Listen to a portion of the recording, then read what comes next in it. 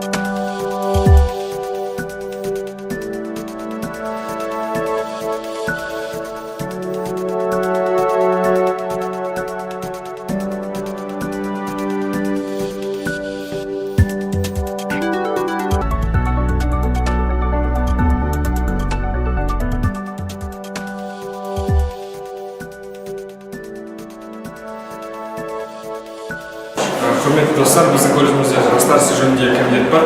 Және де дәл осы комитеттің төрағасымын. Олай болса, біздің командамен таныс болыңыздар. Бұл біздің офис, яғни кабинетіміз.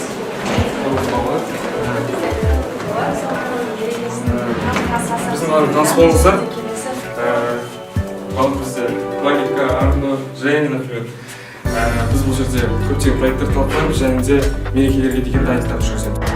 Аспандай асқақ, мұхиттай терең алыптар, алғаны жұртым, алыптар елін танып қал. Абай, Мұхтар, шәкәрімдей ғажапты, көтер алмай, белі талған тарих бар. Бұл ғаламда қайталанбас асылдар, әлі талай алынбаған асу бар. Ұлылыққа құлды ұрып зерлеп, алдына кеп даңқы неген ғасыр бар. Міне осылай бағындырдың ғасырды, бабаларым әлемге даңқын асырды. Төрткіл дүние құдіретін мойындап, ойшылдардың алдына кеп басырды. Құрметті достар, менің ойымша әрбір қазақ жастары өздерінің кәсіби бөлімдерін игеріп, елге деген, жерге деген пайдасын тигізу керек. Сонда ғана еліміздің болашағы жарқын, келешегі кемел болады. Үлкен рахмет.